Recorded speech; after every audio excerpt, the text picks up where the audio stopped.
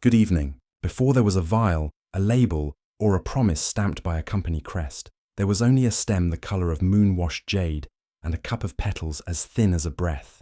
Papaver somniferum, the sleep-bearing poppy, sways in the heat as if listening to secrets under the sky. Its beauty misleads the hurried eye. The treasure is not the blossom that flutters like parchment wings and drifts away. It is the small crowned globe left behind, the seed pod, where 1,000 threads carry a milky sap that remembers storms, sun, and soil. Score the pod with a careful blade and the plant weeps.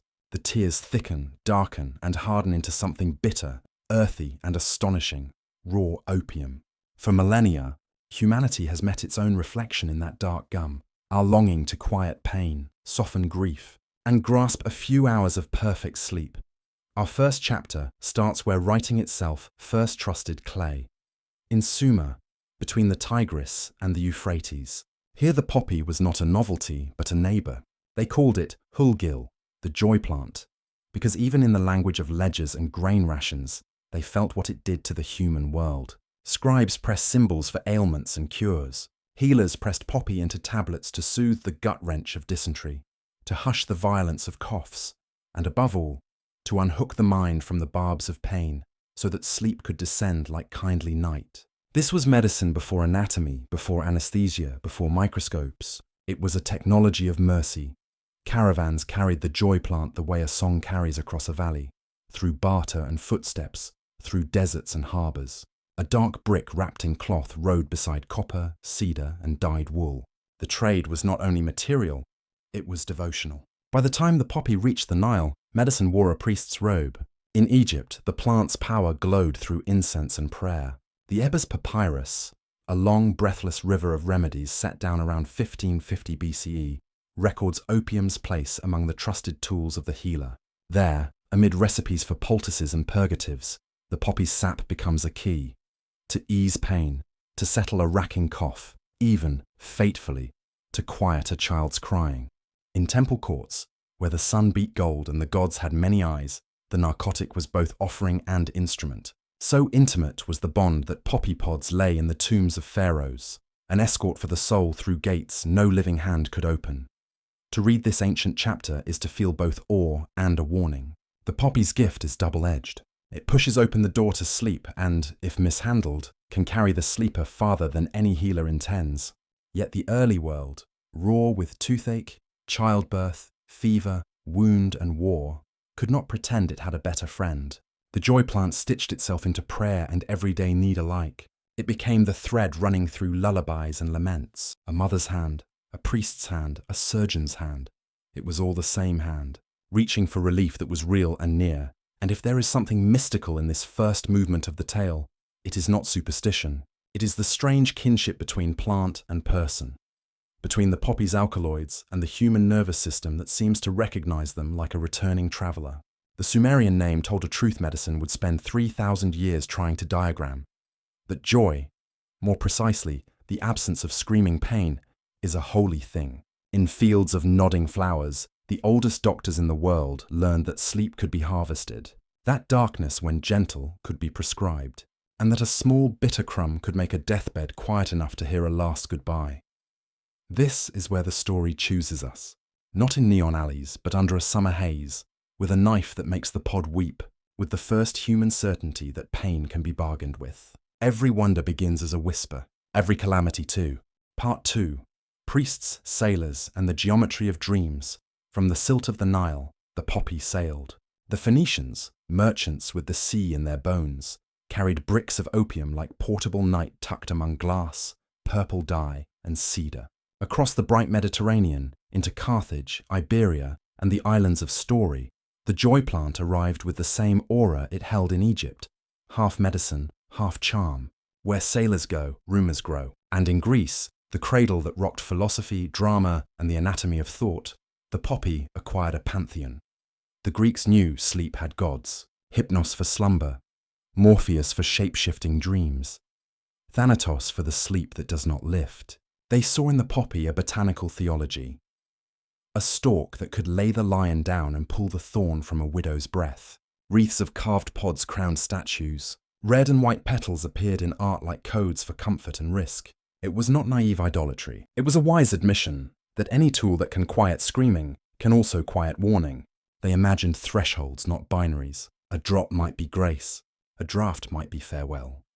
Then came the physician who refused to let magic masquerade as medicine. Hippocrates parted superstition from observation, yet he did not part medicine from opium. He praised its utility as an astringent, a pain dampener, a way to pull a patient back from the edge long enough for the body to attempt its mending. He wrote like a man who had watched suffering and did not flinch. In a world before germ theory, opium was not a talisman. It was a method. Rome inherited Greek reason and multiplied it with roads. The empire's veins ran with soldiers and opium alike. Legion surgeons packed the drug to help men survive injuries that would have made lesser armies vanish. City apothecaries dispensed it beside vinegar and honey. The great synthesizer of Roman medicine, Galen of Pergamon, treated opium almost as a republic unto itself, a substance of many citizens, many effects woven into his elaborate theriac, a compound whose recipe read like a litany. If Hippocrates disciplined wonder, Galen organized it. For more than 1,000 years, his writings would carry opium's reputation forward like a standard. Respected, almost unimpeachable. The poppy, by then, was not an exotic. It was a pillar. But even in Rome's confident hands, a thorn remained in the fabric. Variability. The plant is a biography written in soil and weather. One harvest might be gentle, the next treacherous. A dose that nursed a fevered child to quiet could, in a different batch, hush a grown man forever. In practice, opium was a blunt instrument with a violinist's sensitivity. Good doctors knew it and felt the risk tick under their fingers like a trapped clock. They were artists forced to paint in the dark, grateful for a pigment that could erase pain but could not be counted on to behave. That is the hinge upon which the next age begins. When glassware and flame met the stubborn mystery of the joy plant, curiosity sharpened into experiment. The question shifted from what opium does to why it does it, and whether its soul could be separated, purified, and measured. The alchemist's dreams gave way to chemists' procedures. Apothecary backrooms learned the grammar of acids and bases, and patience became as important as faith. If the first act of our tale was priestly, rituals, papyrus, myth, this second closes in a laboratory light. The sailor's charts turn into lab notebooks. The gods of sleep watch, half amused, as mortals try to trap a dream in a crystal. The stakes are unmistakable. To replace the fickle plant with a principle, something that would be the same in Alexandria and Antioch, the same in London and Lyon, that could make surgery survivable and night merciful without gambling with breath itself. To seek opium's essence was to ask for a key that opened only one door instead of three. There is a hummingbird hush before a discovery.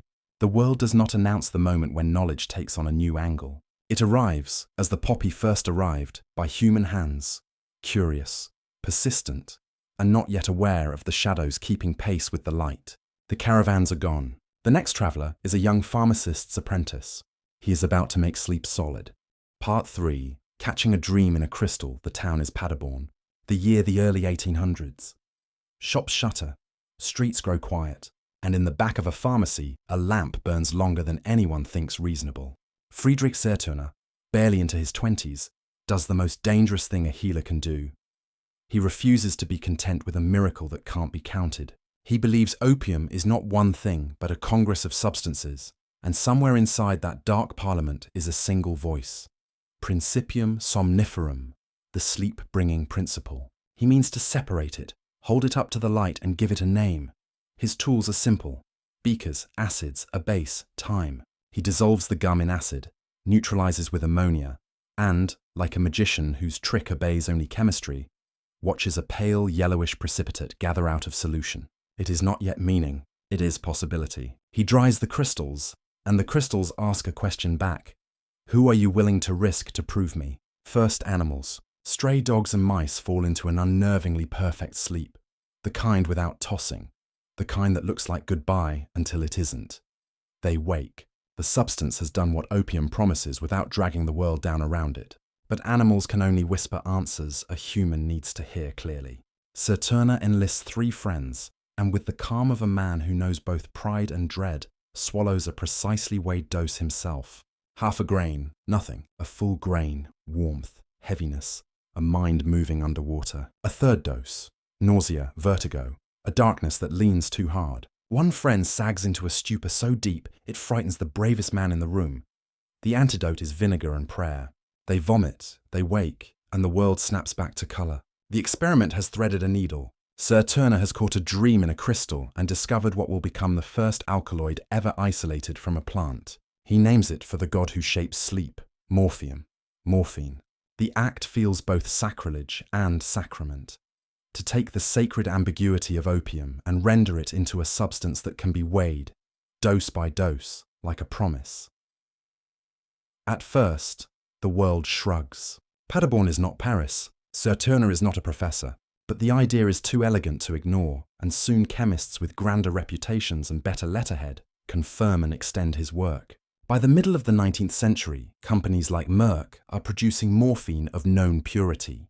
Doctors can now administer the same amount in different cities and expect the same relief. Surgery, once a theatre of screams, even under the blessings of ether or chloroform, turns survivable when the afterpain can be managed reliably. Cancer patients, those in the clasp of neuralgia, the wounded and fevered. Morphine lowers the world's volume so the body can try to repair what steel or illness has torn. Then technology builds a bridge to the bloodstream. In the 1850s, a Scottish physician, Alexander Wood, and a French surgeon, Charles Pravaz, refined the hypodermic syringe, a hollow needle with a plunger that delivers medicine, as if whispering directly to the heart. Morphine, now punctual and pure, becomes immediate. The effect is lightning after a long count. Relief arrives not in an hour but in a breath. History, faithful as ever to timing, supplies the worst stage on which a brilliant tool can be overused: the American Civil War. New weapons shatter bone like pottery, tents stink of blood and carbolic, and the surgeon's saw becomes a metronome. Morphine is everywhere, pills, powders, vials. It is mercy in a bottle, administered by men too exhausted to measure conscience, let alone dose, by anything but habit and hope. It saves lives. It saves sanity. It lets the mangled sleep instead of die screaming. When the guns go silent, a quieter violence remains. Soldiers come home missing hands, feet, brothers, and how to live with all that absence. Many bring back another wound with no bandage, a craving for the medicine that made their nights survivable. The habit is so common, it acquires a bleak nickname, the soldier's disease. It is not sin. It is not weakness. It is the shadow of a miracle cast on the wall of need. Here the story reveals its governing paradox. To purify opium's gift is to intensify its cost. Morphine solves the plant's variability, but it also clarifies its power until it is sharp enough to cut. The syringe makes relief swift. It makes dependency swifter. Medicine has exchanged a fickle friend for a faithful one, and discovers that faithfulness can bind as surely as it frees. And yet, who would wish away Sir Turner's lamp or Wood's needle? A mother sits beside a child whose bones burn and gives thanks for a measured sleep. A man survives a surgery that would have killed his grandfather. The world is better and more precarious than it was. The next generation of chemists will try what humans always try when dazzled by a nearly perfect tool that sometimes turns in the hand. They will hunt for a safer morphine, a compound that keeps the light and loses the shadow. In Elberfeld, a company that found a gentler salicylate will attempt something braver still. They will name their new white powder for heroism, and for a few years, the world will believe them. Part 4. Aspirin's Triumph. Bayer's Ambition. Elberfeld, Germany, late in the century of steam, soot and certainties. In buildings that smelled of coal tar and invention, a company famous for bottling colour decided to bottle comfort. Friedrich Bayer & Co. had drawn oceans of blue and red from industrial waste, painting the modern world in aniline and audacity. Then the chemist turned inward, away from cloth and toward the ache in the human body. In 1897, a careful, methodical bench scientist named Felix Hoffmann tweaked a folk remedy until it behaved like a gentleman. He acetylated salicylic acid, bitter as regret, cruel to the stomach, and tamed it into acetylsalicylic acid. The tablet would soon be christened aspirin, and the world exhaled. If chemistry could smooth the edges of willow bark, could it file the teeth of pain itself? Over the pharmacology department stood a confident conductor, Heinrich Drieser, who believed almost religiously in the orchestra of molecules. Two problems haunted wards and tenements alike. First, cough, the deep, racking, iron-lunged cough of tuberculosis, bronchitis, pneumonia. It robbed sleep, gnawed ribs, dimmed hope, Codeine, a mild opium alkaloid, was reliable but often too gentle to silence catastrophe in the chest. Morphine would hush it, yes, but at a price no healer liked to pay. Slowed breathing, addiction's long shadow.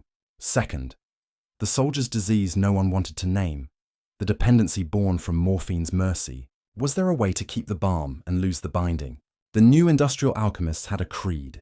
Nature writes a draft. Chemistry edits. If a single group added to a molecule could change how a painkiller felt to the nerves and stomach, perhaps a similar gesture might unhook morphine from its worst habits. The lab ran on that hope. Glass chimed. Condensers hissed. Notebooks filled with figures like small spells. The assignment that fell to Hoffman after aspirin had the ring of destiny and the smell of acetic anhydride. He started not from bark, but from the glittering salt of pure morphine, itself a throne carved from the poppy's parliament. The method was a familiar dance. Acetylation. Attaching acetyl groups to a parent to coax it across membranes differently, to persuade it to dissolve where one wants and arrive where one needs. In retorts of harsh perfume, he married morphine to acetic anhydride and drew forth a new crystalline powder, diacetylmorphine. It looked like a promise the way snow at noon looks like a promise. Pure, featureless, bright. But powders don't speak, people do. Dresser began with animals, mice, guinea pigs, rabbits, asking the same ancient question. Does breath remain faithful? The results glowed. As a respiratory suppressant, the new compound calmed frantic lungs beyond codeine's reach. And in those early narrow doses, it did not seem to snuff breath the way morphine sometimes did. A consensus, hasty, human, took shape. Perhaps the acetyl groups had bestowed virtue. Then came the step that would not pass the gatekeepers of a later age. Self-testing, assistance, colleagues, ailing factory workers, each report carrying a peculiar harmony. The cough eased, sleep returned, and floating in the margins, a curious side note, a clean euphoria, a sense of clarity, vitality, capability, a feeling, one man wrote, that bordered on heroic. Dreiser heard a brand within the biology. Heroish, heroic, a word of modern timbre, upright spine, easy syllables. Thus the powder wore a name, HEROIN, and the company that had carried colour across oceans now prepared to carry this white into every doctor's desk and mother's cupboard. Samples by the thousands, tidy vials untroubled by doubt. Advertisements in journals dignified by Latin, syrups sweetened to soothe children's throats, tablets for the bedside, ampoules for the ward. A single melody throbbed beneath the copy, as effective as morphine without the habit, stronger than codeine without the danger. The story felt inevitable. A civilized molecule for a civilized century, born under skylights and patents rather than in fields and folklore. The market, meaning the frightened and the hopeful, was ready. The poppy's gift, rewritten by human hands, would finally stop taking back what it gave. Or so the age believed, as ages always do, right before the ledger is checked. Part 5. Heroish. The branding of a cure. Heroin did not creep into the world. It debuted like a symphony in halls of authority. In November 1898, Dreiser extolled the compound at a congress of German scientists, lacing the presentation with figures and confidence. The press kit wrote itself.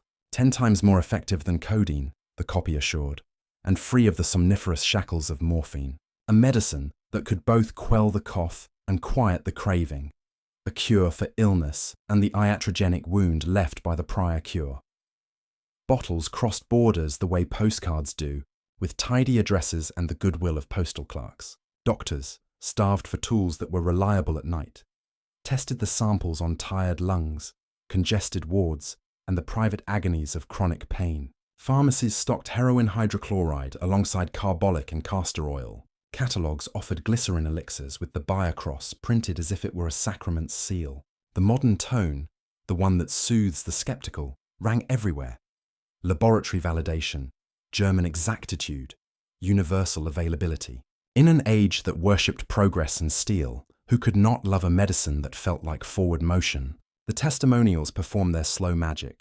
In Vienna, a patient with a cough slept without fear for the first time in weeks. In London, a consumptive's ribs ceased to ache from hacking. In Cincinnati, a general practitioner wrote that a woman who could not shake morphine's leash now found solace in the substitute without the stupor. The plural of anecdote is not data, but the plural of relief is hard to argue with. In the quiet arithmetic of late evenings, physicians didn't count molecules. They counted hours of sleep gained, fevers endured, relatives less afraid. And, down in the footnotes where trouble first draws breath, there was the feeling. Not rapture, not riot, a smoother shape of normal. A day that seemed admire-worthy simply because it no longer required grinding one's teeth to get through it. Dries' marketing ear made a theological error he mistook for science. He confused ease with absence of addiction. He believed that if a drug lifted without muddling, it could lift without binding. He reasoned that a patient maintained on heroin for morphinism would step down and eventually step off. The same ascent that had carried aspirin into iconography now lifted heroin on angelic wings. Across Europe and America, the powder's white ubiquity became its own evidence. If it were dangerous, would it be so public? If it were a trap, would it wear a label in 4 languages? Medicine had begun to trust the factory floor the way prior centuries trusted altars. We do not notice the cliff when the road has been smooth for miles. But the body is a better peer reviewer than any journal. In scattered letters tucked into the back pages of medical periodicals, physicians started to share small alarms. "Requires a touch more than last week," wrote one. "The cough returns if the dose is not maintained," wrote another. A Boston pharmacist watched pale-faced customers circle like moths. In France, clinicians who had swapped morphine for heroin saw patients change allegiance, not freedom. A braver language formed. Heroinism. It sounded almost absurd, like a parody of its own promise. Yet the complaints drew a map: tolerance, then withdrawal. Restlessness that had nothing to do with lungs. A sinking that no stethoscope could locate. The melancholy geometry of addiction, which reduces the horizon until all one wants, is the next small white solution to the last small white lack. Chemistry, indifferent to marketing, signed the verdict in elegant cursive. Diacetyl morphine crosses the blood-brain barrier more swiftly than morphine, courtesy of its acetyl group's affinity for fat. Once inside, enzymes unbutton the acetyls. The compound becomes morphine again, only faster, arriving like thunder rather than rain. The rush, the very thing that made brief doses feel miraculous, was also the engine of reinforcement. By 1905, the American Medical Association had begun to sour. By the next decade, the glow had burned off. A miracle had met metabolism and lost. Still, miracles never die. They change address. As doctors turned their backs, the white glimmer slid from countertop to back room, from the grammar of prescriptions to the argot of the street. The vial with the cross gave way to the packet with no name, then to the needle that does not ask permission. Here ends the golden marketing. Here begins the age of moral weather. Part 6. The First Cracks. Widener society does not admit a mistake by proclamation. It reveals it in habits. Physicians who, months ago, reached for heroin as easily as for a stethoscope now hesitated. Families that once sent a child to buy cough elixir with grocery money began to whisper about nerves and needs that did not match the lingering cold. Pharmacies locked cases. Government chemists sharpened their pencils. And yet the demand, that simple, terrible curve, refused to bend to etiquette. Something else shifted. Slow as rust. The image of the user curdled. Where yesterday's patient was a person with a cough and a doctor's blessing, today's was a stranger whose desire for relief had outlived the permission to seek it. One door closed, another opened. The one in the alley, the one guarded by a new kind of businessman who does not issue receipts. Price rose. Purity fell. The same dose that was steady on Monday betrayed on Friday. Inconsistency, once opium's rural fault, had returned in urban form, with adulterants as invisible as intentions. The ritual of buying replaced the ritual of dosing, and the fear of not obtaining eclipsed the fear of pain itself. Early reformers aimed their fire at the shelves, not the street. They wanted order forms, registries, taxes, and accounting. Their caution was sensible and late. International conferences at Shanghai and The Hague murmured about standards and control. In Washington, a physician-turned-crusader, Hamilton Wright, argued that America's opiate problem was both a national disgrace and an international liability. He wanted a federal spine in a nation of patchwork laws. He would get it. But pain, and the yearning to mute it, is not a problem that yields to paperwork. The aches of the poor are not entered in ledgers. The loneliness that leans toward the needle is not moved by statutes. The first cracks in the miracle widened into a canyon because need kept talking and medicine had, for the moment, run out of gentler words. By the early 1910s, the country felt the edges of something new and unnamed, an epidemic not born of music halls or bohemian stylings, but of treatment gone awry. The world had learned to put pain to sleep. It now had to learn what to do when, upon waking, the patient had a second illness, invisible, hungry, and treated by no poultice. The inventors had not lied, not quite. They had wished with the full strength of their training. But the body does not honour wishful pharmacology. What comes next we will call a law, though in effect it was a hinge gently shutting, after which the rooms in the house did not communicate as before. The addicts who once sat in doctors' offices became clients of other institutions. The word fiend crept into headlines. A republic anxious about modernity sought safety in a clean demarcation, medicine on this side, vice on that. They drew the line through living people. Across the Atlantic, the heroin that had once carried its manufacturer's crest now travelled with a new passport: criminal ingenuity. The next chapter would be written in Marseille and New York, in harbours and warehouses, in ledger books that never saw a tax stamp. The poppy, having been purified into an essence, had now been abstracted into a trade. A scientist had dreamed of control and consistency. A syndicate would deliver both, at a price no one had calculated in advance. As for the coughs, they did not read the papers. They kept rattling the world's ribs. Part 7. The Harrison Act and the Birth of the Black Market, December 1914. Congress, invoking its power to tax, passed a law with a sober, accountant's name, the Harrison Narcotics Tax Act. On its face, it was not a prohibition, but a ledger. Anyone who imported, manufactured, sold, dispensed, or prescribed opium-derived products and cocaine must register, pay, and document. Paper for powders. Order in the house, but laws are not their titles.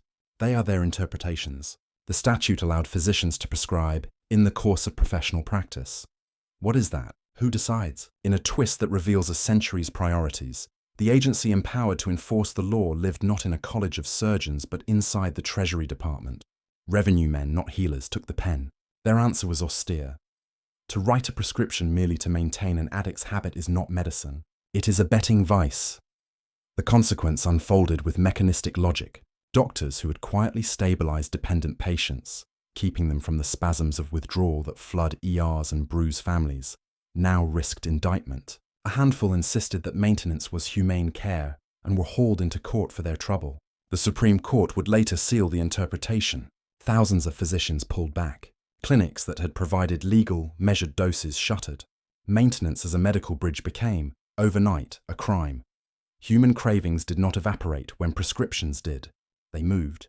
Everywhere a respectable door closed, a rougher door opened. The market, whom economists personify like a character, and whom we might as well call by the same old name, necessity, reshaped itself. New brokers replaced old. Pharmacists' ledgers became smugglers' notebooks. Prices spiked. Purity swung like a broken compass. The needle, that direct whisper to the bloodstream once delivered by a physician, travelled to kitchens and alleys. With it came abscesses, infections, and risk layered upon risk. The addict's status changed too. Yesterday's patient, pitiable and treatable, became today's criminal, a figure upon whom a nervous society could project the anxieties of immigration, industrialization, and urban crowding. Newspapers printed lurid fonts and adjectives. Reformers found in the addict a cautionary tale that did not require them to fix the tenement or the wage. The language hardened, so did the policy. To say the Harrison Act created the black market would be too simple and too unfair. But to say it fertilized the soil would be honest. When doctors withdrew, dealers professionalized. When the state punished maintenance, it incentivized binge and collapse. The law had aimed at order and achieved a chaos with uniforms. Across the sea, other currents gathered. Turkey's plateau bloomed with poppies. Marseille's docks lifted and lowered cargo by the ton. Corsican syndicates realized that the same talent that moved contraband tobacco could move something lighter and infinitely more valuable. The age of the French Connection was forming like weather offshore. If the Harrison Act rearranged the domestic map of addiction, global trade winds would soon redraw the worlds. In the span of a generation, the poppy had gone from shrine to lab, to law, to underworld. Each stop tried to solve a problem the last stop left behind. And still the first vow remained unsatisfied, that we will bind pain without binding the person. The next chapters will show what happens when a chemistry that sought precision collides with a commerce that seeks scale. Part 8. The French Connection. White Number 4 and the Shadow Corporation. Picture a map at night. Certain cities glow for reasons their brochures don't mention. Marseille is one of them. Salt on the air, cranes along the docks, ships that speak every language but keep their secrets in the hold. Now trace a line backward across the Mediterranean to the Anatolian plateau of Turkey, where poppies nod in a light that makes their waxy stems look almost bluish. For decades, farmers have scraped the pods with practiced hands, letting the latex dry into the brown gum that merchants and medicine both understand. In licensed channels, the gum becomes morphine base for hospitals. In quieter channels, it becomes the first link in an unregistered chain. The chain needs craftsmen. Corsican syndicates, families more fluent in logistics than in poetry, have built empires on moving forbidden things. They've smuggled tobacco, whiskey, and anything else a border wants to forbid. When they meet morphine base, they recognize a cargo with a better ratio of weight to worth than gold. Marseille offers laboratories disguised as farmhouses up the coast, and villas tucked into hills where gulls write white hieroglyphs on the wind. There, under the guidance of renegade chemists who once wore clean coats and company badges, the base is bathed, filtered, and finally acetylated with acetic anhydride until it precipitates as something almost ethereal, heroin number 4, a bright white, fluffy powder of extraordinary purity. No anthems announce this. The work is patient, meticulous, and indifferent to politics. Siphons gurgle, filters darken, crystals dry on trays. The chemists argue over yields and pH like painters over shades of light. A product emerges that can be moved in kilos, not tons. That can be hidden in spaces too small to look suspicious. That can cross oceans without changing its name at every port. A kilogram of number 4 looks like innocence. It looks like flour. The syndicates secure routes like chess players secure files. Vehicles are outfitted with panels that are not panels. Luggage acquires linings that are not linings. On ocean liners, a suitcase with a generous budget and a quiet courier glides through customs like a handshake. The methods have a dark elegance. Crates of wine can hold anything. Barrels of salted fish can hide what no one wants to smell. The port, a living organism, develops blind spots exactly where money asks it to. But an organism needs a second half to function. The Corsicans can manufacture and export, yet someone must own the docks on the far shore. Enter the Italian-American mafia, their hands on unions, piers, trucking, and the invisible map of who moves what. Men like Lucky Luciano, exiled but still a strategist, help broker a compact that economists would admire if it were not a crime. The French Connection is born, not a dock or a deal, but a system. Turkey's fields to Marseille's labs, to New York's wholesale rooms, to the street-level economy of a nation that has a use for oblivion. The distribution model is a shadow corporation. The Corsicans are the manufacturers. The mafia are the importers and wholesalers. And down the chain, 100 small entrepreneurs become the retail face in neighborhoods that factories forgot. Every layer takes a margin. Every margin is big enough to justify the risk. The product moves because demand moves it. Among the injured, the lonely, the numbed, and the already dependent whom laws have pushed out of clinics and into alleys. In this ecosystem, consistency, ironically the thing Sir Turner and Bayer had sought for mercy's sake, becomes a selling point in the underworld. Customers learn to trust certain sources, because the powder behaves predictably, which is to say, dangerously, but without surprise. There is no glamour in the consequences. The brilliance lies in chemistry and logistics. The cost lies in lives. Yet the machine hums precisely because it is impersonal. Farmers in Anatolia harvest debt and calcium from the same soil. Chemists in Provence perform procedures that could be printed in a textbook. Dock workers in New York lift crates because that is what their backs have always done. And somewhere, in an apartment that sees every season through the same window, a person finds that this white is the only thing that makes the hour bearable. Law enforcement learns slowly, then all at once. French and American agents compare notes. A slip on a manifest becomes a pattern. A rumor becomes surveillance. A seizure becomes the tip of something too large to see in one piece. The phrase French Connection becomes a headline, then a movie, as if naming it could shrink it. Raids disrupt labs. Boats are searched. Couriers are turned. For a period, supply falters. Prices spike. Adulterants thicken. Overdoses rise for reasons the headlines do not trace. But systems that master scale also master replacement. Turkey can be pressured. Morphine base can still be cooked elsewhere. The Corsicans can be squeezed. Another port somewhere is already learning the steps. The market is not a person one can arrest. It is a shape that reforms around force, the way water does around a rock. Through it all, the moral geometry remains confusing for anyone who wants a tidy line. The same chemistry that made hospice care kinder also made global smuggling more profitable. The same consistency that made surgery survivable also made street powder reliable enough to build a brand. In Marseille's memory, the white era is a chapter with no music, only the sound of a balance beam tipping as men carry sacks down the gangway. In New York's memory, it is the period when certain corners became addresses, not of homes, but of transactions, printed in no directory and known to everyone who needed to know. The French Connection will fall, in time, to patience and luck. One seizure begets another. One arrest opens a ledger. One ledger reads like a family tree. Yet the structure it perfected, poppy, base, lab, kilo, street, will outlive it. That is the strange immortality of a good system. Once invented, it becomes a template. Others will trace it, in jungles and deserts, in cities whose names have not yet learned to blush. The poppy's ancient paradox, mercy braided to risk, has now become a supply chain. The plant no longer travels only as myth or medicine. It moves as inventory. Part 11. Kingdoms of the Golden Triangle. KMT. Hunsa mist gathers where borders pretend to touch. Burma, Myanmar, Laos, Thailand. 3 names. One green geometry of mountains that fold into themselves like hands in prayer. In the high villages, the poppy has long been a neighbor.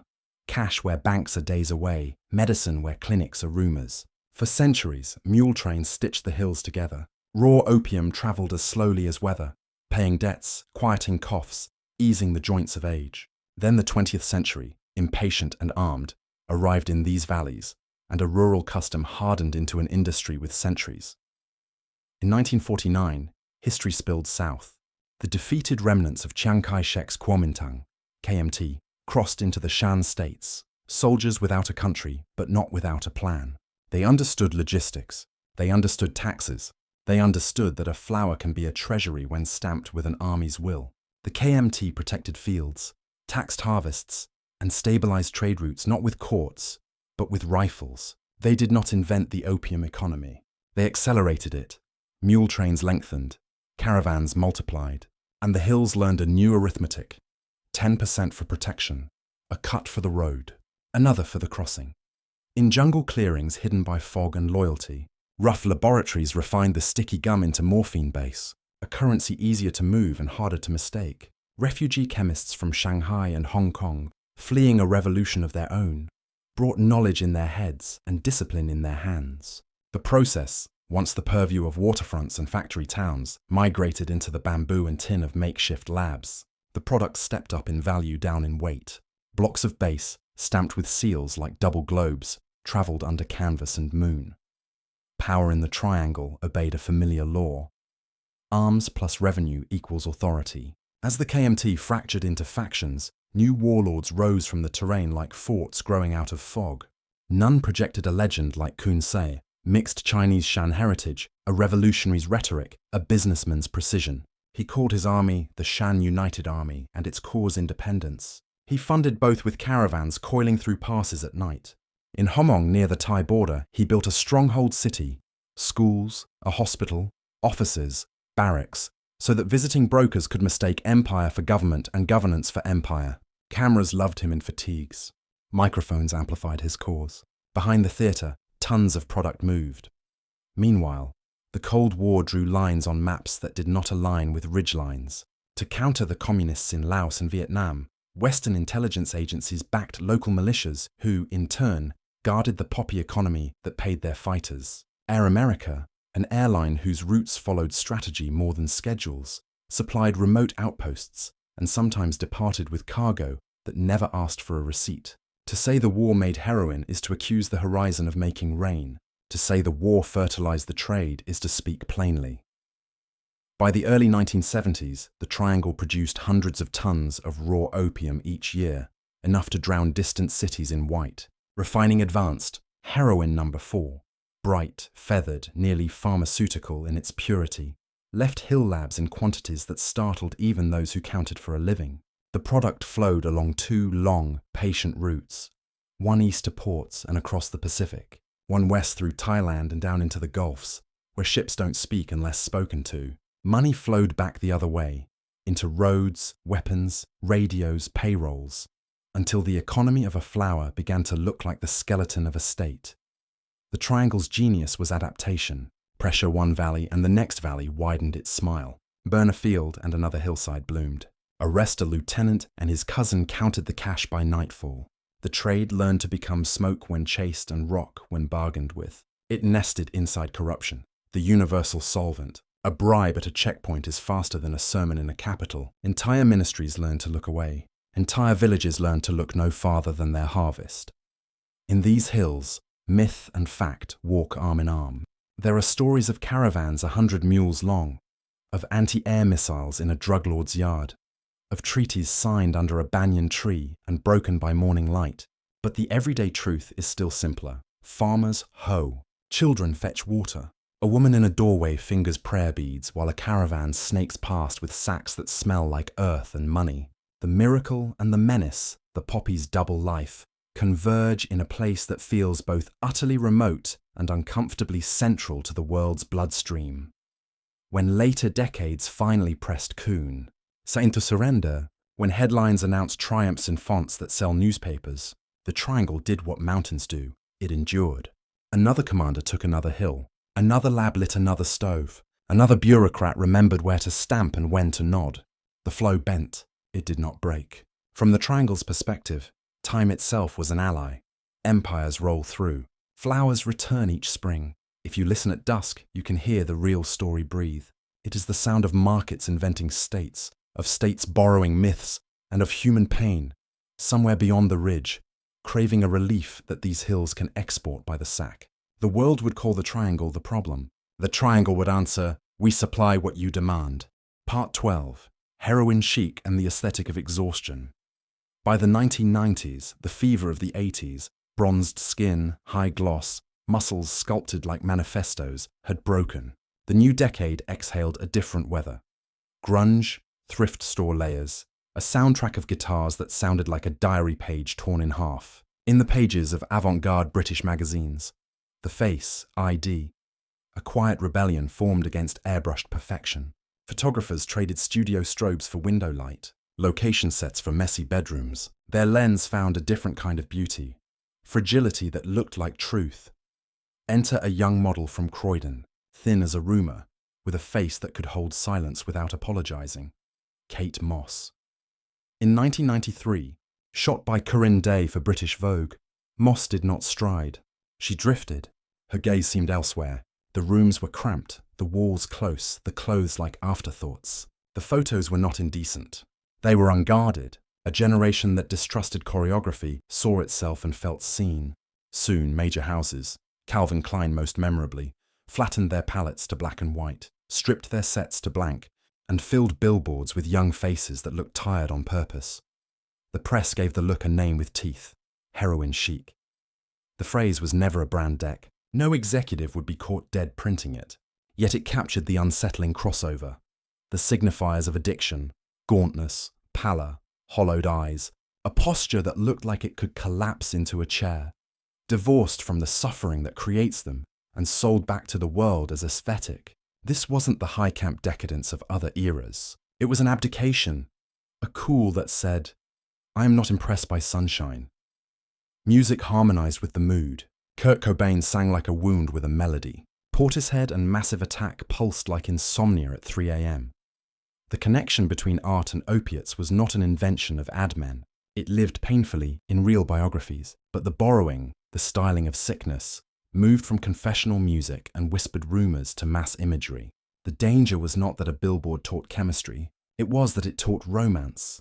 A poetry of thinness and fatigue that erased the vomit, infections, grief. The families waiting on steps that never again saw their loved one climb them. There were documentarians within the scene who did not look away. Davide Sorrenti, an Italian-born photographer adopted by downtown New York's youth culture, shot with intimacy that felt like a journal without margins. His images, soft flash, unmade beds, the gravity of night on a young face, did not invent the lifestyle. They inhabited it. In February 1997, Sorrenti died at 20. He had a lifelong blood condition. His heroin use made the border between surviving and not surviving too thin to find. His death tore the veil. A mother's grief, Francesca Sorrenti, became a campaign, an appeal to end the glamorization of drugs in fashion. That same spring, the President of the United States, Bill Clinton, said in plain words from a high podium what parents and nurses had been saying in kitchens and clinics. The glorification of heroin is not creative, it is destructive. In a culture that often mistakes attention for approval, the condemnation mattered. Editors issued statements, casting changed. The lighting in magazines moved half a stop toward day. The look did not die. Fashion never buries an idea. It mutated, took on fewer of addiction's cues, found other ways to say, "We don't believe you," to glossy smiles. The debate around heroin chic was loud because it was about more than a hemline.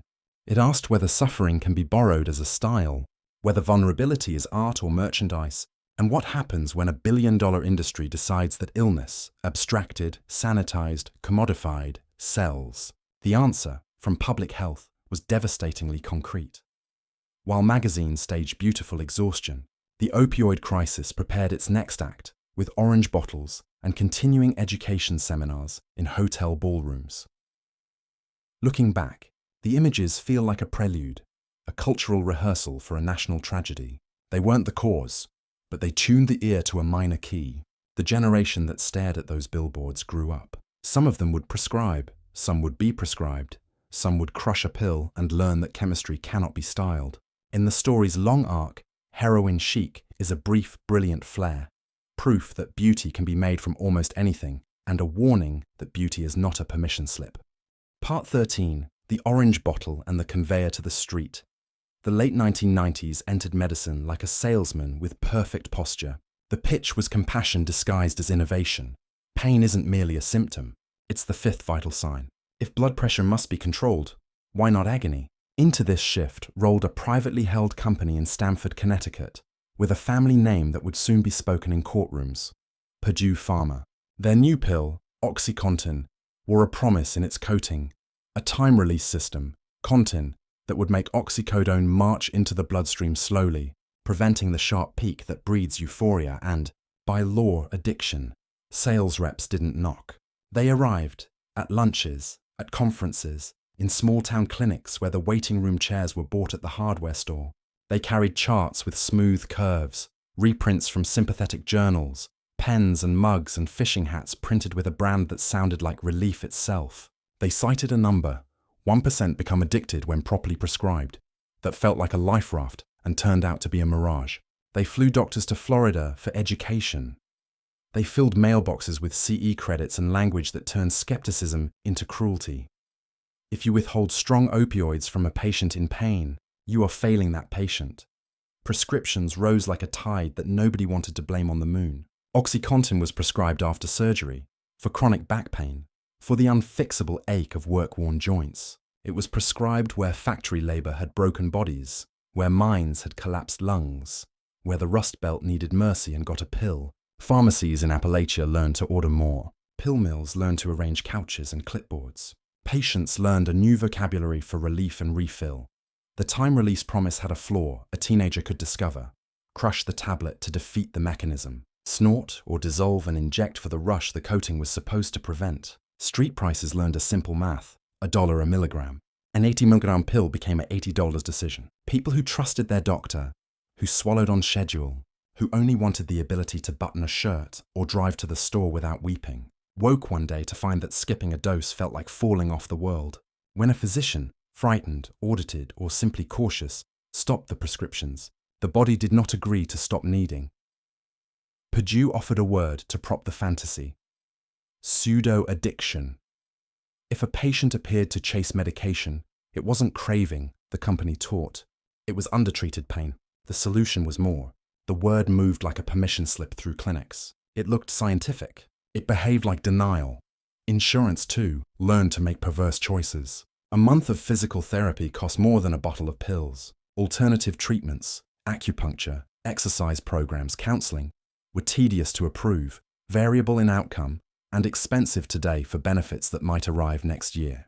The pill was easy. The pill was approved. The pill could be handed across a counter with a smile and a signature. But markets connect like rivers. When the orange bottle closed, the doctor nervous, the insurer stubborn, the state investigator at the door, the street waited with heroin at 1/4 the price per unit of euphoria. If you had learned to crush and snort, you already knew the ritual. If you had learned to inject, the needle did not frighten you anymore. The transition was not a moral collapse. It was a switch of suppliers. The molecule family greeted you like kin. Your body, trained by 1,000 doses to expect a certain quiet, bowed to the cheaper cousin. In this way, the 90s and early 2000s built a conveyor belt, from pill to powder, from pharmacy to alley, from doctor to dealer. That ran on marketing, misinformation, and need. Entire counties learned to stock naloxone in school offices. Police learned to carry it in cruisers. Librarians learned to find a pulse and tilt ahead. Court cases arrived. Purdue paid fines and settled, acknowledging misbranding without admitting the full moral indictment that grief wanted to pronounce. If there is a mystical image to carry from this era, it is the orange bottle itself. It looks like medicine in any kitchen's light. It looks like care. Yet in the wrong hands and the wrong system, it becomes a ticket with an expiration date, the last punch on which reads, Street. Behind every policy debate sat a human fact. The people who swallowed those pills were not strangers to themselves. They were teachers, carpenters, nurses, miners, grandmothers. They followed instructions, then followed chemistry. The epidemic's center of gravity shifted. No longer confined to alleys in cities the nation had already learned to ignore. Addiction gripped suburbs and towns where church signs change weekly, and everyone knows whose truck is whose. The story stopped being them and became us. And when the pill supply grew tight, demand did what demand always does. It sought the next form. The next form would not grow in fields. It would arrive in a bag with a potency that turned the old math into a game the human lung could not win. Part 14. Afghanistan's narco-state and the Balkan route after 2001.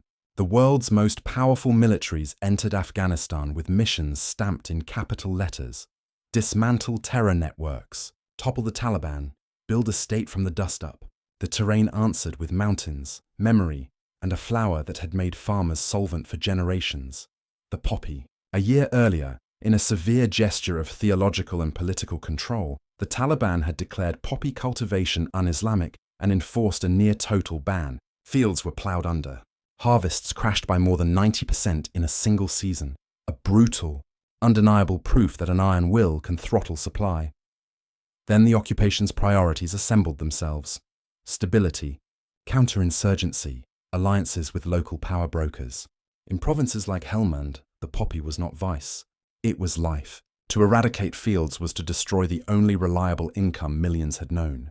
Commanders on the ground, who had to fight an insurgency with cooperation and roads and favors, learned a practical truism.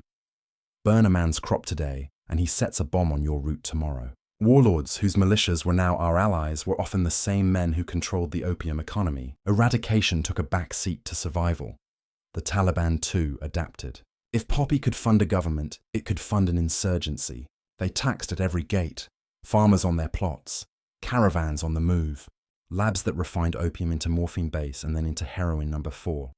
A slice here, a tithe there, until the flow of money became a river that purchased rifles, RPGs, radios, recruiters, and the fierce patience of guerrilla war. By 2007, the United Nations estimated that Afghanistan produced over 90% of the world's illicit opium.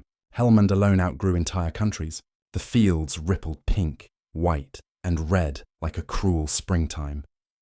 Trafficking routes revived old roads. The Balkan route carried heroin west, through Iran and Turkey, across the seams of the Balkans, Albania, Kosovo, where criminal organizations learned to treat the drug like an export with predictable margins. Europe felt the price drop and the purity rise. London, Berlin, Milan, streets that had managed to keep heroin in the background, saw it brighten in the foreground, cheaper and stronger. Northward, the northern route fed Russia and former Soviet republics. Addiction spiked. Public health budgets learned to triage a flood with a cup. Back in Afghanistan, eradication teams cut, burned, and moved on. For every field destroyed, 10 fields waited beyond the next ridge.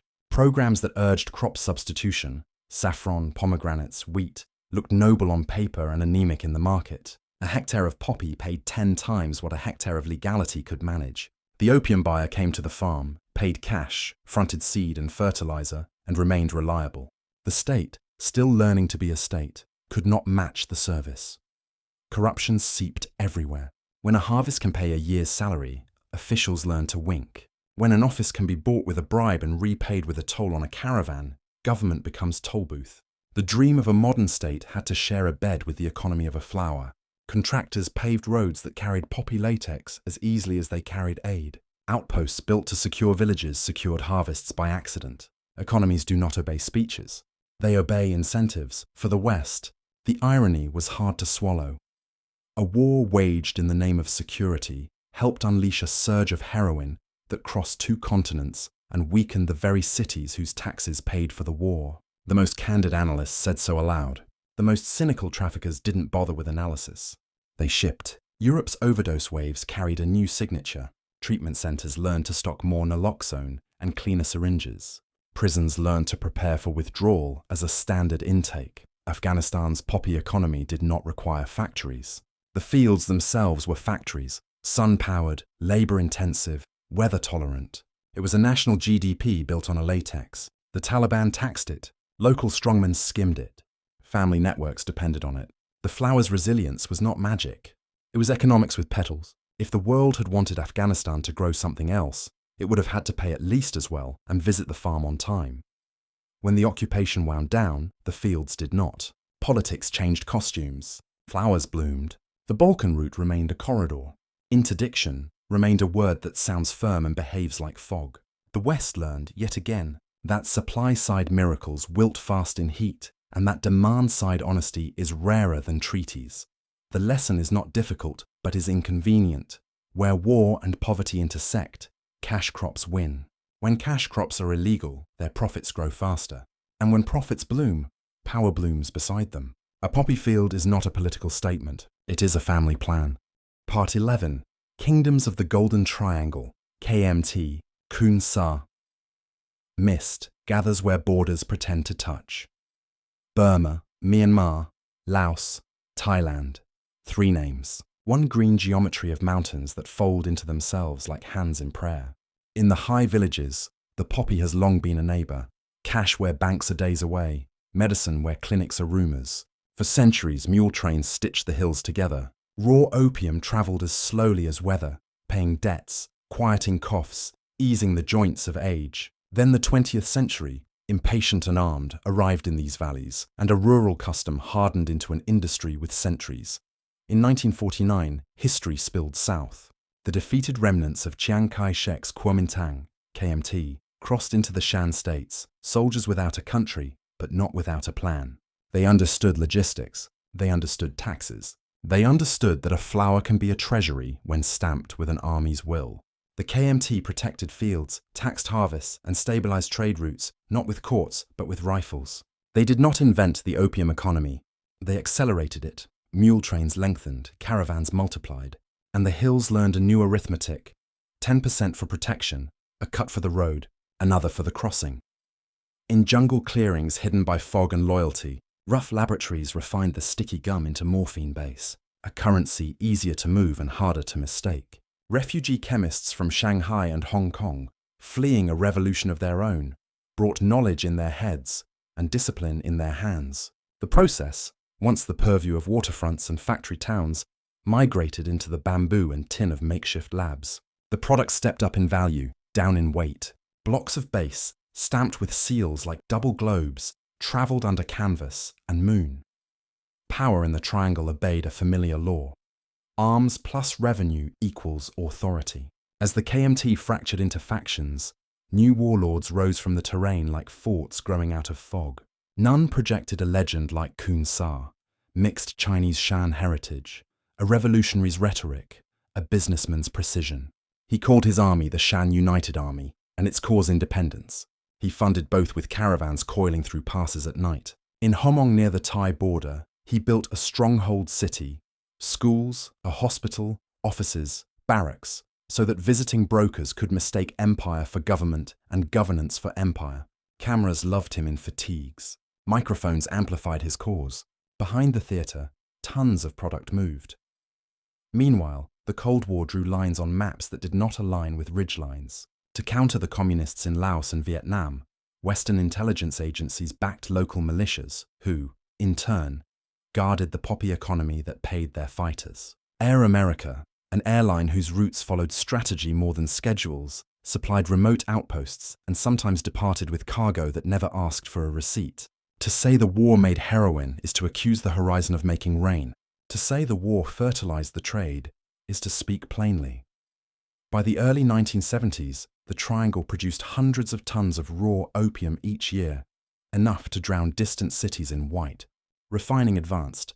Heroin number 4, bright, feathered, nearly pharmaceutical in its purity, left Hill Labs in quantities that startled even those who counted for a living.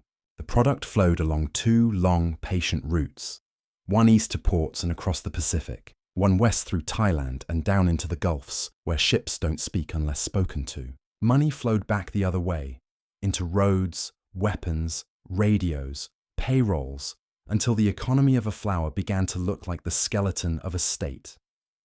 The Triangle's genius was adaptation. Pressure one valley and the next valley widened its smile.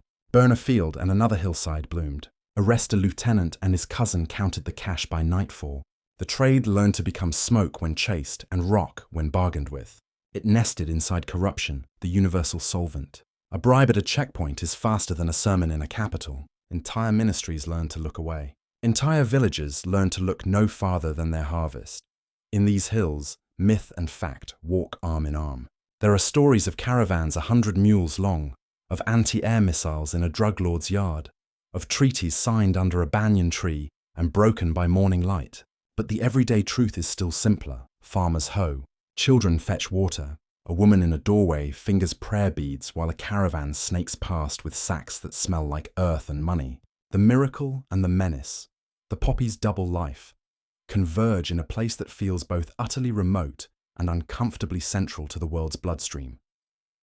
When later decades finally pressed Kuhn, sa into surrender, when headlines announced triumphs in fonts that sell newspapers, the Triangle did what mountains do. It endured. Another commander took another hill. Another lab lit another stove. Another bureaucrat remembered where to stamp and when to nod. The flow bent. It did not break. From the Triangle's perspective, time itself was an ally. Empires roll through. Flowers return each spring. If you listen at dusk, you can hear the real story breathe. It is the sound of markets inventing states, of states borrowing myths, and of human pain, somewhere beyond the ridge, craving a relief that these hills can export by the sack. The world would call the Triangle the problem. The Triangle would answer, we supply what you demand. Part 15. The synthetic coupe. The coup arrived quietly, in powders that looked like heroin, but were not grown at all. Decades earlier, in 1959, the brilliant Belgian chemist Paul Janssen had synthesized fentanyl, an anesthetic so potent that surgeons could navigate the narrow strait between agony and silence with new confidence. Medical fentanyl wore patches, ampules, protocols. It belonged to ICUs and operating rooms. It also belonged to a future the hospitals did not intend. Illicit entrepreneurs noticed the math. Heroin requires land, labor, seasons, and an entire chain of risk. Fentanyl requires a recipe, precursor chemicals, and a lab that could be set up where no one asked questions. Its potency, about 50 times that of heroin by effect, meant a kilogram could act like 50 kilograms of street product once diluted. Precursor chemicals, often from the vast industrial capacity of China, could be mislabeled and shipped in drums. In Mexico, super labs run by the Sinaloa cartel and CJNG learned to assemble molecules the way others assemble cars. At first, fentanyl played the stowaway, a tiny additive to hot bags of heroin, boosting potency cheaply and unpredictably. But a few micrograms too many. The weight of a few grains of table salt tilted lungs into silence. Users dosed based on memory, brown powder, one bag, same dealer, and found that memory is a poor pharmacist when the recipe has changed. Overdose deaths rose at a rate that outpaced adjectives. The numbers did not care about debates. They simply climbed. Then the calculus grew colder. Why bother importing heroin at all? Press fentanyl into pills that mimic OxyContin, Xanax, Percocet, the familiar shapes with unfamiliar lethality. A teenager might buy a single tablet from a friend or online, believing it pharmaceutical, swallow a dose a hospital would measure in micrograms, and never wake. Dealers learned that a line of powder could be called anything. Users learned that names no longer meant safety. When regulators banned a particular formula, chemists sidestepped with analogues, slight modifications that evaded statutes but not receptors. Acetylfentanyl, furanylfentanyl, and worst of all, carfentanyl, an elephant tranquilizer roughly 10,000 times stronger than morphine, slipped into the supply. Naloxone, the rescue medicine, still worked, but sometimes it took multiple doses. Sometimes it arrived seconds too late. First responders found living rooms with 3 bodies on the floor and a TV still murmuring. Police officers learned to carry 2 boxes of Narcan instead of 1. Paramedics learned to judge a scene in heartbeats. For users, the world became a minefield. Testing strips that detect fentanyl turned harm reduction into a chemistry set at the kitchen table. Some dealers, desperate not to kill their customer base, tried to standardize their mixtures. Others treated the death of a user as advertising, a proof of potency that would draw the bold. The old bargain, "I know my source," collapsed as sources changed upstream without telling anyone downstream. The supply chain's brilliance was its compression. No fields to satellite, no harvest to seize, no caravans to intercept, no border crossings with kilos strapped into fenders. Mail and parcel services, small packages, light weights, huge margins. Law enforcement, trained to chase tonnage, had to relearn how to intercept grams that acted like tons. The mathematics of interdiction failed the same way a ladder fails a cloud. Communities learned a new grief. Heroin had always killed, but often at the end of a story with chapters. Years of use, hospital admissions, family interventions. Fentanyl wrote one-page tragedies. A kid at a party, a construction worker between shifts, a mother whose pain clinic closed. Families found their language collapsing into phrases that did not fit the obituary page. How do you describe a death by mistaken pill? How do you explain that an opioid made in a lab and ordered by someone who never left their desk, crossed continents cheaper than a plane ticket, and stopped a heart in a county that still has a county fair? The synthetic coup did not only change the risk, it eclipsed the old world. Afghanistan's fields mattered less. Mexico's poppies withered as cartels told farmers to plant avocados instead. A plant had been replaced by a plan. The poppy's ancient mythology, sleep, dreams, oblivion, was now administered by chemists who never saw a flower. The underworld took the old template, poppy, base, lab, kilo, street, and rewrote it. Precursor, lab, bag, body. Fewer steps, more funeral processions. If there is any wonder left in this chapter, it is the stubborn wonder of those who refuse to surrender the living. The next part of the story belongs to them, to the people who learn to sprint toward the stillness with a spray that wakes the lungs, to build rooms where no one dies even if they cannot yet live differently, and to write new rituals for survival that look, to the untrained eye, like mercy wearing a paramedic's jacket. Part 16, Against the Shadow, Naloxone, Safe Rooms, and The Long Work. If the earlier chapters were about discovery and distribution, this one is about refusal. The refusal to let a person's last mistake be their last breath. The philosophy has a name that sounds modest because it is harm reduction. If you cannot end use today, reduce the harm today. Tomorrow can be argued with in the morning. The emblem is a simple device with a heroic verb. Naloxone, brand name Narcan, displaces. Opioids sit on receptors in the brainstem like kings on thrones, whispering to lungs to slow, then stop. Naloxone arrives, knocks them off, and sits in their place without issuing the fatal command. Administered as a nasal spray, it can turn a blue-tinged face pink again in under a minute. Paramedics have always known this trick. Now police carry it. School nurses keep it in drawers. Parents tuck it into purses. Users carry it for one another, because the person most likely to see an overdose is another person who uses. There is a moment in any reversal that feels like resurrection. The eyes open, confusion floods in, anger sometimes follows, withdrawal arrives fast when the opioid is evicted. But the ledger writes differently now, alive. No moral test is administered at the scene. Breath is enough. Another tool asks a city to grow a new room. Call it a supervised consumption site, a safe injection site, a safe use facility. The name remains a quarrel. The function is not. People bring their own drugs. They receive sterile equipment and a place to use under the eye of trained staff with oxygen and naloxone at arm's reach. If someone overdoses, they are rescued. No one has ever died in a sanctioned site. The oldest, Insight in Vancouver, has reversed thousands of overdoses and offered pathways to care, wound treatment, testing, counseling, referrals to detox and housing. Critics fear such rooms condone use. Staff do not condone. They interrupt death. These spaces also contain infectious disease. Clean syringes lower the spread of HIV and hepatitis C. Disposal bins prevent parks from becoming hazard courses. Peer workers, people with lived experience, become the bridge between chaos and care. To the passerby, the front door may look like an admission of defeat. Inside, the work is stubbornly hopeful. Keep someone alive long enough for them to choose differently. Beyond the immediate crisis lies the long road of recovery, which science now maps with medication-assisted treatment, MAT. The phrase scares some because it contains the word medication where they wanted the word willpower. But methadone and buprenorphine are not a swap of one high for another. Their pharmacology is gentle and deliberate. Long-acting opioids that stabilize receptors without the euphoria spikes, quieting withdrawal and craving so thoroughly that a person can work, parent, participate, heal. Buprenorphine often pairs with naloxone as suboxone to deter misuse. Methadone is dispensed under supervision. These medicines halve mortality risk, cut relapse rates, and turn the body's civil war into a quiet truce where therapy, community, and dignity can get a word in. Access remains the dragon. In many places, there are too few clinics, too few prescribers, too many rules designed for a different century's fears.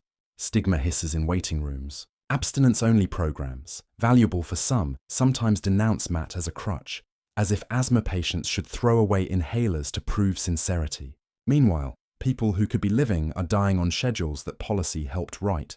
To push back, cities and states experiment with deflection programs, steering low-level drug offenses toward treatment instead of jail, with Good Samaritan laws that protect the caller during an overdose, with drug checking that tells a buyer whether their purchase contains fentanyl, so that a measurement can save a life. Family groups learn to hold two truths at once, love and boundaries. Faith communities learn to trade sermons for support groups. Employers learn to write second-chance policies that are not naive, but not cruel.